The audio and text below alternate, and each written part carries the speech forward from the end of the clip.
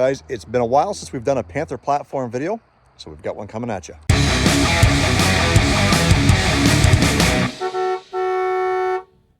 All right, so before we get started, we're gonna crack open an Alpine, and notice my beer koozie, Phi-Tech, and my t-shirt, Olde Carr Guy. That's the university tee. If you want a chance to win one of these beer koozies, as well as a whole box full of sponsorship giveaway products like multimeters from Tessman, t-shirts, hats, koozies, keychains. There's lots of stuff in there. Mag rags. We're going to be giving away a package of mag rags for a big giveaway on my YouTube channel. And all you got to do is pick up a t-shirt like this or one of my very own beer koozies, not like Phi-Tech, but one that's got Olde Carr Guy on it. And just a simple order gets you into the draw, which we'll be drawing at the end of this month, September 30th of 2024. So if you want to help support the channel other than just watching the videos, make a purchase of an Olde Carr Guy t-shirt, hat, hoodie, whatever you like over there. Prices are cheap because we are using a new vendor. You know, a decent t-shirt like this now costs you like 25 bucks Canadian, not American. So that's like 18 bucks US. How could you go wrong? Anyways, make sure you head on over there. And also, if you're not already subscribed, make sure you hit that subscribe button. Subscribe yourself to Olde Carr Guy. It's absolutely free. And hit the like button and the bell notification. It's all part of watching YouTube. That's how you can support us without spending any money at all.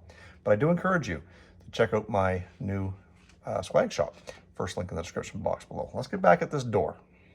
So what we're doing in this video is we're going to be tearing apart the door cards on the driver's front and passenger front because we're getting intermittent connections on the speakers.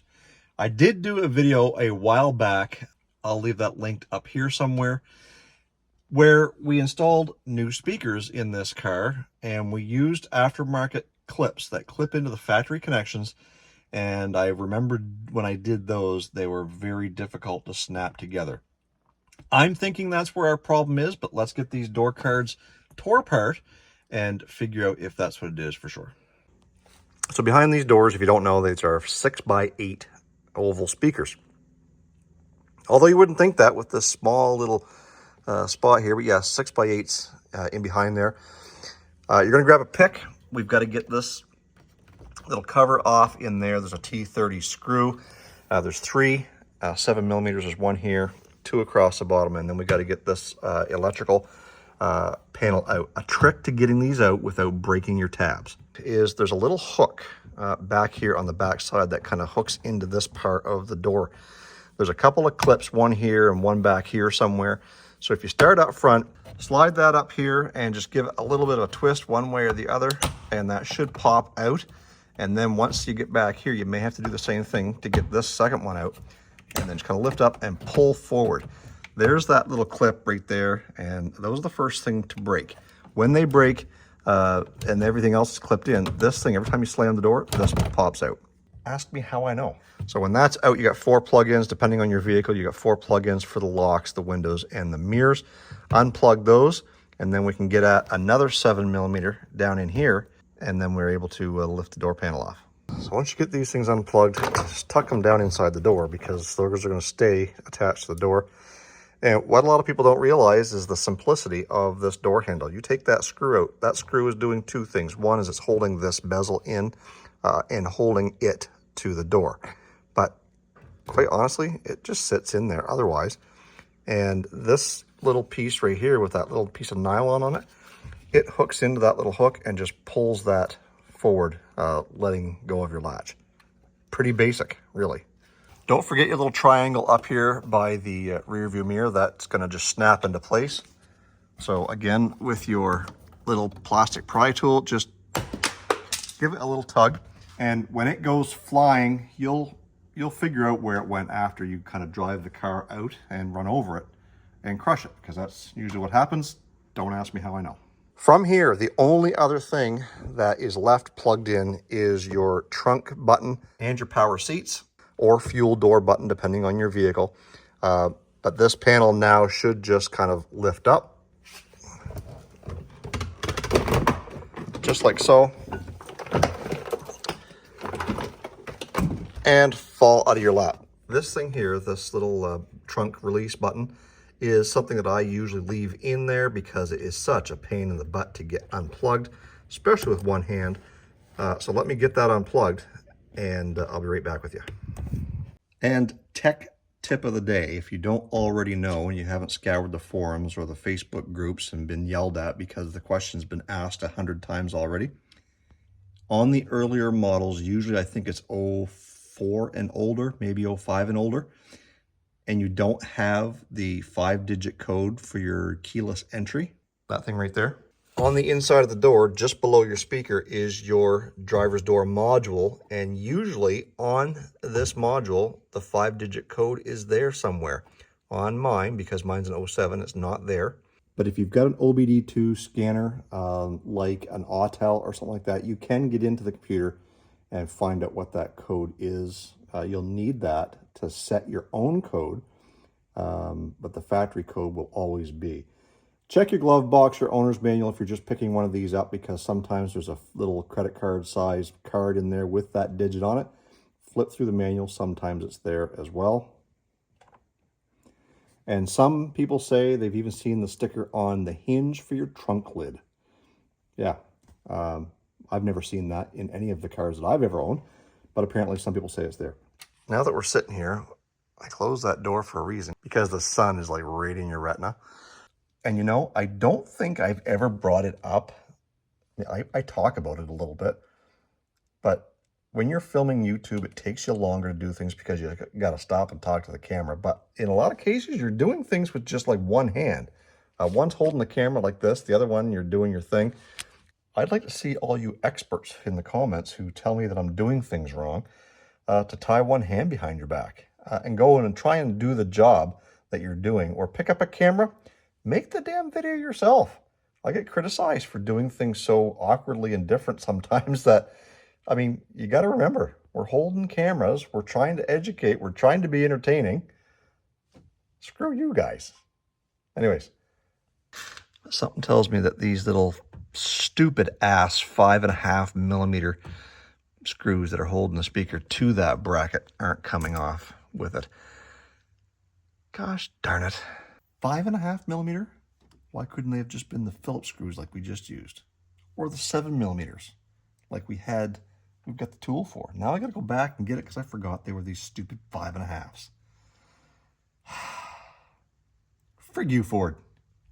So we got those 5.5 millimeters out of there and trying to find out where the loose connection is. This one actually seems tight. It doesn't want to pull apart at all, but the connections here seem quite flimsy.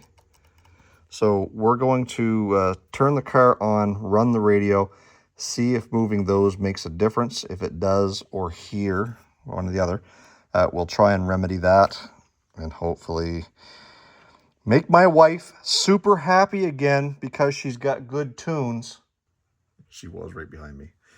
Anyways, I can't record and play music at the same time because I record using my phone. So let me check this out and I'll get back to you. Hey.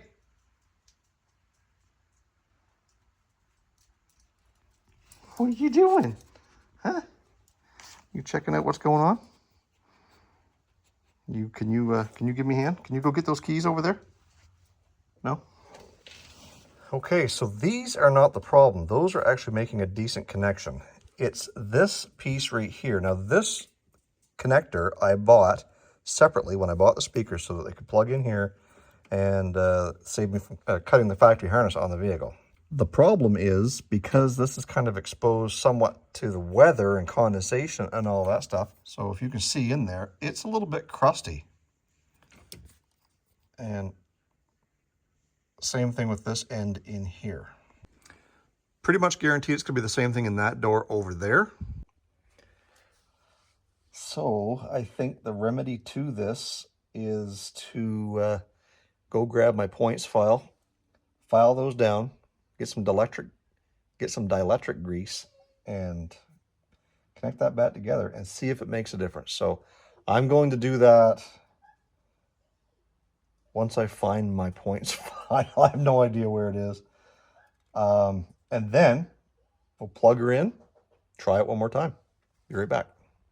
So I couldn't find my points file, but I did find one of my small flat mini screwdrivers, and it was enough to get in there on the speaker side, scrape down those spades, as well as get in here and scrape up the interconnection in there. We've got our Permatex dielectric grease. We're going to squeeze some in there, plug it in, and see if that helps the situation. I'm thinking it probably will, but as long as I can get that clean enough inside there. I'm not really sure we need it on both sides, but we'll put some in there anyway. All right, so plug this in, turn the car on, see what happens. So when I first turned the radio on, this, it was playing, but as soon as I moved that, it was scratchy and cutting in and out. So I think what we're gonna end up having to do is probably do away with this connector, snip that off, and put a couple of regular spade connectors in there so that we can still disconnect it, but we're gonna have to lose this piece right here. In that last video where I installed these speakers, I did recommend them, but I also said that I had never used them before, because usually what I would do is just snip these off and put the spade connectors, the female on this side and the male on the speaker side, and just make it work. So I think what I'm gonna do is I am gonna use these, but we're getting rid of this. I'm gonna snip that off and put some crimp connectors on there, spade them in, make sure we have that good connection. Then we'll even tape them up and use dielectric grease and all that good stuff. Also, we're gonna be using our Tessman wire strippers. These are a great rig. I hate to keep plugging things. I'll leave a link in the description box down below for these. They actually have a real blade, not just the built-in metal that's supposed to just kind of grind the wire off. It actually cuts. And you can set the tension and the spacing on this. I love this thing. So we're gonna come in here, we're gonna cut this connector off, just like that. See how easy that was? And then we are going to cut some wire off. Look how easy that is. Pulls the wire right off.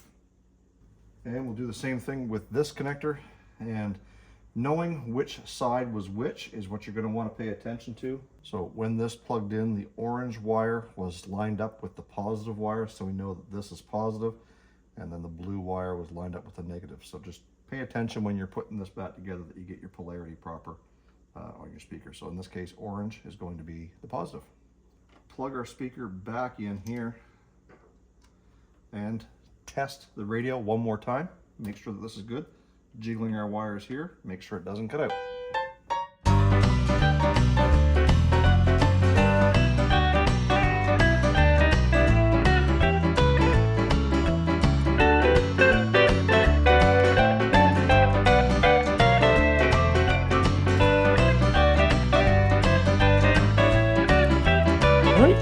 I got the door panel back on. Fought a little bit with that lock pin, trying to get that lined up. The door has to be up, pushed into where was the panel, and then drawn down. And there's hardly any room to get your fingers in there, especially these fat stubby things, and get that thing lined up too. I'm gonna go over to the other side, do the exact same thing. I'm not gonna bore you with that. And that connection was perfect on that speaker. We were able to plug it in to the speaker, to the harness, wiggle all those connections. Everything looked good, sounded good. There was no crackle, there was no snapping, there was no hissing, and no cutting out, which was kind of what we were fighting with these silly little connectors. So probably won't use those again. Probably go back to the same way I've been doing it for 100 years, and take my $6.75 and put them right back in my pocket for the next time. So I'm gonna go over there, get that done, and then we'll button this job up.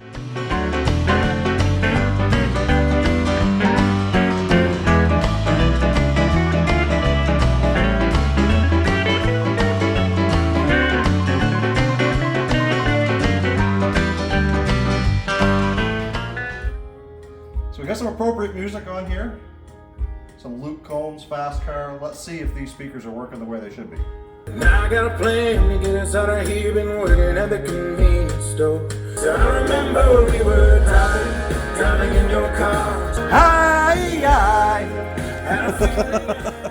No, I will not be quitting my day job. But we get this speaker system working A1, the way it's supposed to work. Those spade connectors are going to do their trick for a long time. We've got some dielectric grease in there, and hopefully we'll never have to worry about it again. One thing that we will have to worry about is the loudness at which we play the music. My wife plays a heck of a lot louder than I do because she's into like metal and dubstep, and I'm into country, new and old, and even older. So that stuff can get a little bit easy, but nevertheless, that's what subwoofers are for, to take care of that stuff. One more time, if you're not entered in yet for the big giveaway, all you can do is go to my website, oldecarguy.com, make a purchase, even if it's just a $3 sticker, maybe it's a $7 beer koozie. These are all Canadian prices too, so in American money, it's like cheap, or a t-shirt for $25. So make a purchase, your name will go into the draw on September 30th, and we'll draw for the big prize pack. And I will leave a link either up here in the corner or over here in the corner for one of the promo videos, which kind of explains everything that we're giving away. It's a package. Lots of great stuff from a lot of my sponsors who have sponsored me for a long time. End every video with stay focused on the windshield, not the rearview mirror. I love you guys. God bless. We will see you in the next video, and I likely will not be singing in that one.